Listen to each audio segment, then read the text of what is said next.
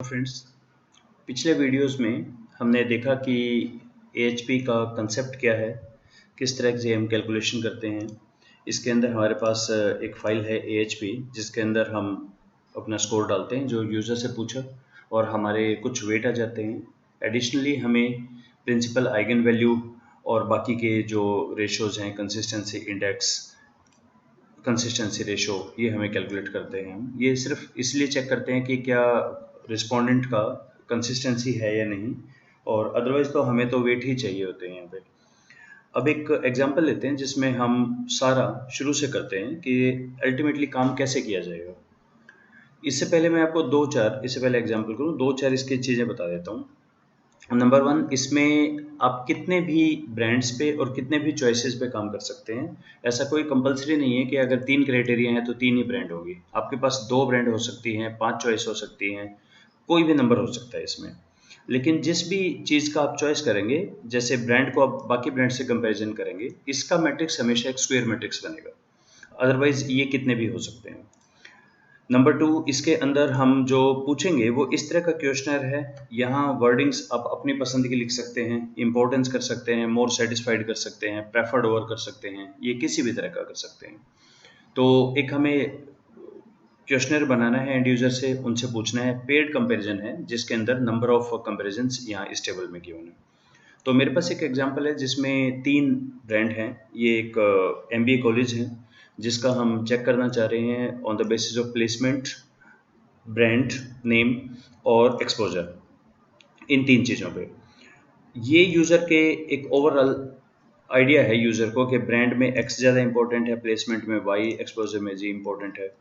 तो अब हमें ये देखना है कि इसको नंबर में कन्वर्ट कर दें, रेशो डाटा में।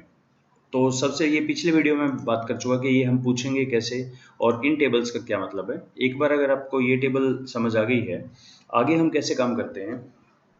अब और दूसरी इंपॉर्टेंट चीज़ इसमें ध्यान देने वाली ये है कि ये सारा का सारा काम एक रिस्पोंडेंट के लिए हो रहा है। तो अब मैं यहाँ पे कर देता हूँ कि फर्स्ट ये क्राइटेरिया, सेकंड मुझे चाहिए यहाँ पर इसके साथ ही वेट के बाद मुझे दो तरह की मुझे कैलकुलेशन करनी होंगी।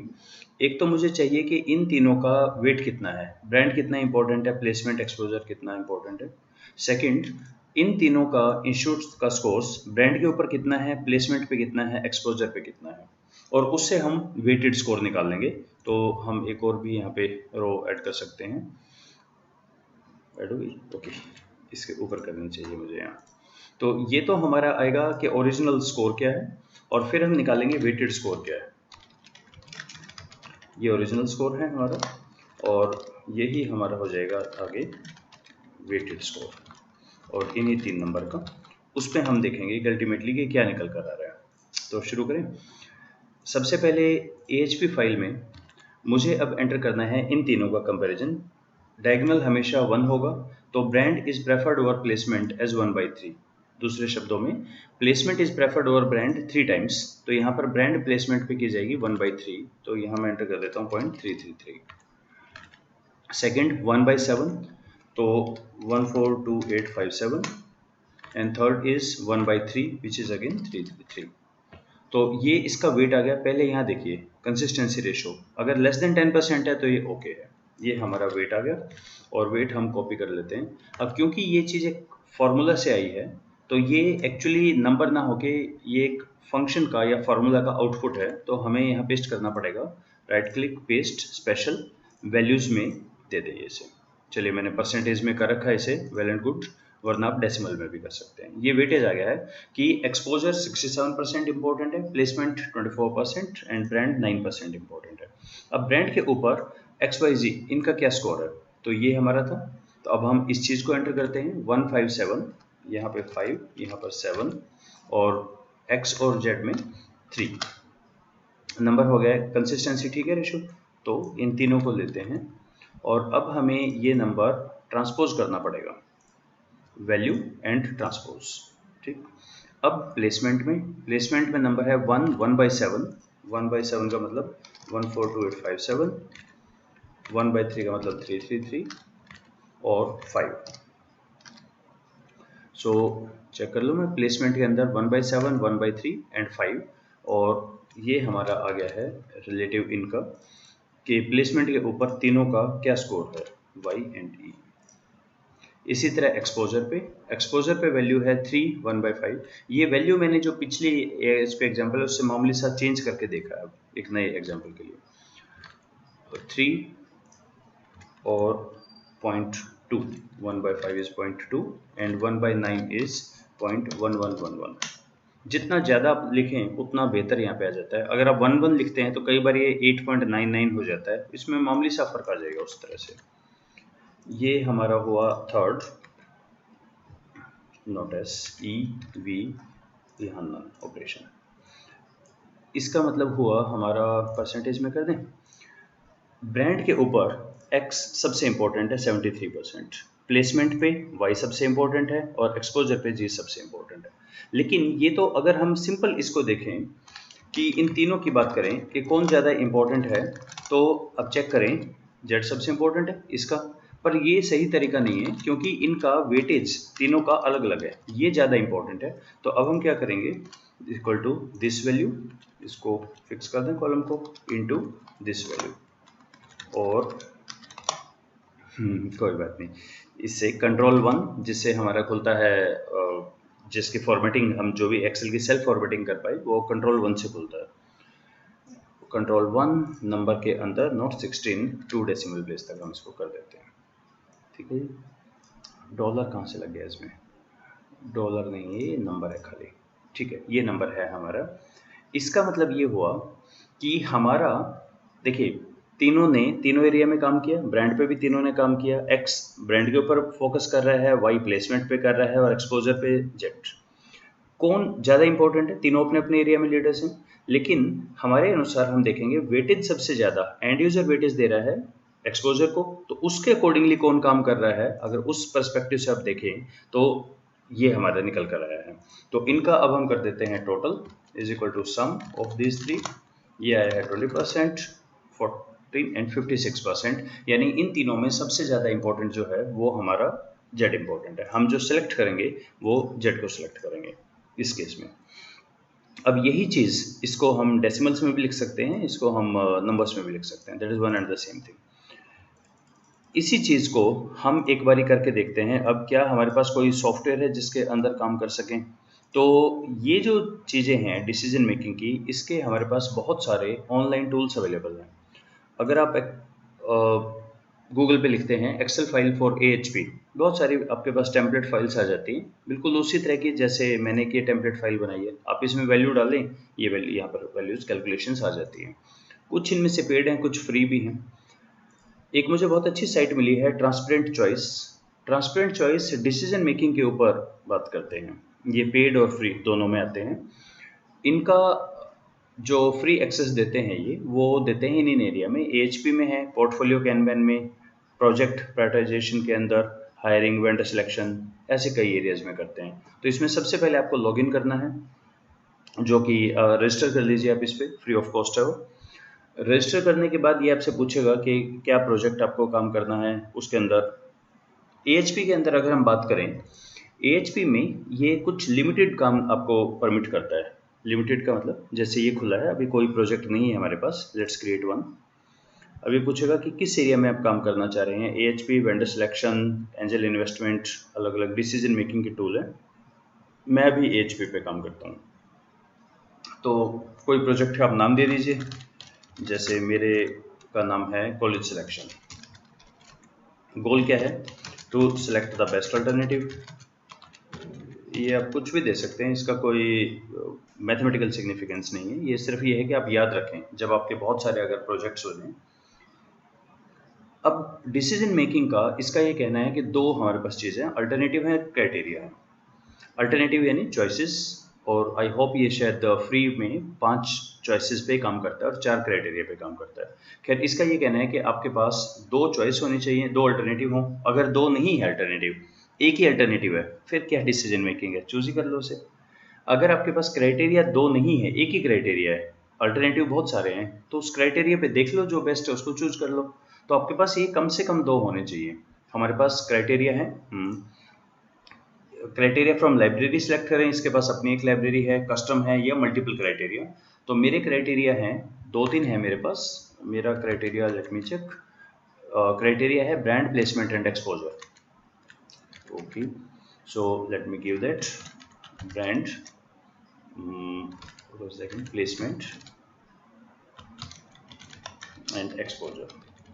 3 हो गए मेरे पास क्राइटेरिया, और ब्रांड है मेरे पास 3 XYZ, मल्टीपल अल्टरनेटिव, जी हाँ, और ABC इसकी जगह XYZ add alternative, right. 2 step हो गए। अब क्राइटेरिया को कंपेयर करें, तो यहाँ पर कंपेयर है, ओपन सर्वे। क्राइटेरिया में अब ये हमें पेड कंपैरिजन पे जाएगा। ये बिल्कुल उसी तरह जैसे हम यहाँ पूछ रहे थे, ऐसा ही हमने बनाया था, हाईली इंपॉर्टेंट, मोर इंपॉर्टेंट। यही चीज़ इसने कहा है कि ब्रांड और एक्सपोजर के अंदर बताओ कौन ज़्यादा इंपॉर्टेंट है। अब आप देखिए, अगर आपको लगे ब्रांड ज़्यादा है, आप यहाँ आएंगे तो यहाँ लिखा हुआ है जैसे brand is 3 times more important, 4 times more important, 5 times more important than exposure. हमारे केस में ब्रांड और हमें कंपेयर करना है एक्सपोजर का। ब्रांड और एक्सपोजर पे exposure is 7 times more important, exposure is 7 times more important. मैं कोशिश कर रहा हूँ कंप्लीट नंबर पढ़ूँ, फ्रैक्शन को नहीं पढ़े। तो अगर जैसे इसको देखना है कौन है, तो कंप्लीट नंबर है, ये पढ़ा जाएगा x is more important than और प्रेफर्ड ओवर y 5 टाइम्स। यहाँ पे 1/7 है तो यहाँ पढ़ेंगे x is preferred over z 7 times, ऐसे। तो ब्रांड और एक्सपोजर में exposure is preferred 7 times over brand. Exposure है तो एक्सपोजर के ब्लॉक में और 7 times than brand. Done. Next आ गया ब्रांड और प्लेसमेंट में। बताइए, ब्रांड प्लेसमेंट में प्लेसमेंट ब्रांड से 3 टाइम्स ज़्यादा इंपॉर्टेंट है, प्लेसमेंट ब्रांड से 3 टाइम्स ज़्यादा इंपॉर्टेंट है। What about exposure and placement? Exposure is 3 times more important than placement. Exposure placement से 3 टाइम्स मोर इंपॉर्टेंट है। ये 100% डन और आई एम डन। क्राइटेरिया हमारा हो गया है इवेल्युएट। अब हम अल्टरनेटिव्स को देखते हैं। हर क्राइटेरिया पे तीनों को कंपैरिजन करेंगे। इसका formula n into n minus 1, 3 हैं तो हमारे xy, xz और yz 3 होंगे हमारे, 3 इंटू 2/2। 3 ब्रांड के लिए, 3 प्लेसमेंट के लिए, 3 एक्सपोजर के लिए, 9 हमें कंपैरिजन्स करने हैं। Comparison, compare. सबसे पहले खुला ब्रांड के लिए, फिर हम काम करेंगे एक्सपोजर के लिए, फिर प्लेसमेंट के लिए। पहले ब्रांड के लिए करते हैं। ब्रांड में x और y का बताइए। अब ये टेबल है हमारी, x is more important than y 5 times, तो मैं x के जोन में लिखूंगा और 5 पे, x is 5 times more important than y। Okay, what about x and z? x is more important than z 7 times, x 7 times more important than z. What about y and z? Y and z में y is more important, 3 times more important than z. y is 3 times more important than z. Done, 33% हो गया। अब आ गए हम exposure में। Exposure में सबसे ज़्यादा हमारा इंपॉर्टेंट है, ये था यूज़र का परसेप्शन, जो यूज़र के दिमाग में है, जिससे हमने करवाया था कि नंबर में कन्वर्ट कर दो। तो यूज़र का था कि जेड बहुत इंपॉर्टेंट है इसमें। ओके, तो लेकिन हमें सबसे पहले करना है एक्स और वाई का। एक्स और वाई में X is 3 times more important than Y, X is 3 times more important than Y. What about X and Z? X और जेड में Z is 5 times more important than X, तो यहाँ पर Z X से important है। Y and Z? Y and Z में Y is 9 times more important than Y, z is 9 times more important than y. Done. Now placement में, placement में सबसे important y है, तो x और y में y is 7 times more important than x, y is 7 times more important. Check कर लें, हम placement में काम कर रहे हैं। x and z is 3 times more important than x, 3 times more important. What about y and z? y is 5 times more important than z, y is 5 times more important. Done, 100%। तो I am done। ये करते ही, ये सारी calculation करके सीधा आपको graphical form में answer देगा। ये हमारा आंसर आ गया है, ये आपको कैलकुलेशन स्टेप्स नहीं दिखाता। आइए इसको चेक करें, जो मैंने किया और जो इन्होंने किया सही है या नहीं। ये ग्राफ मैं अभी हटा देता हूँ।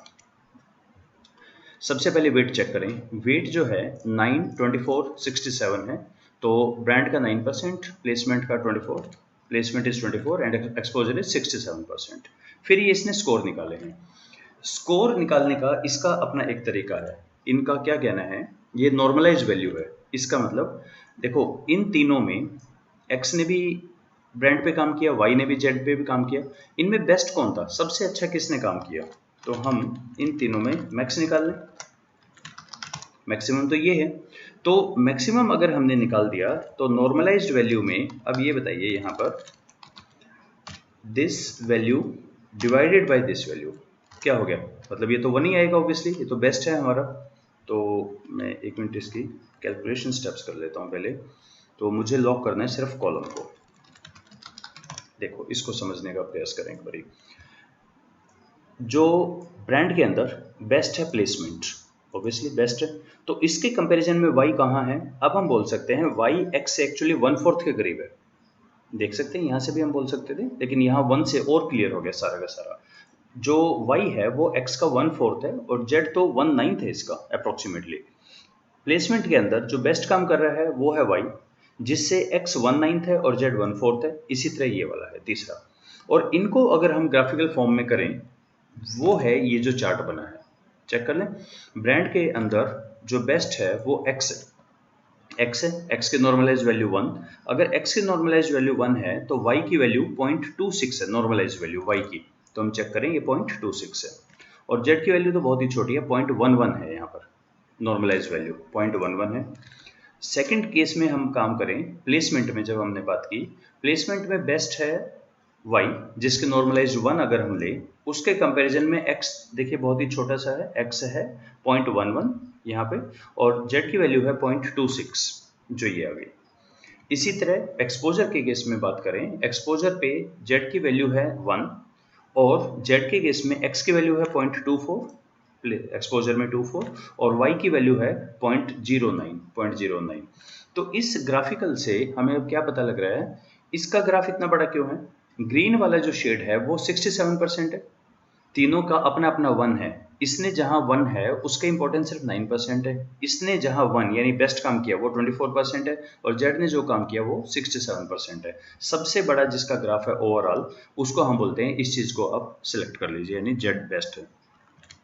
अब ये जो है हम भी इसको ग्राफिकल दिखा सकते हैं, that's not a big deal. इसको आपको सिर्फ इतना सा करना है कि यहाँ पे क्राइटेरिया इनको एक बार कॉपी कर लें और इसको हम बना सकते हैं इंसर्ट बार चार्ट और स्टैक बना दें।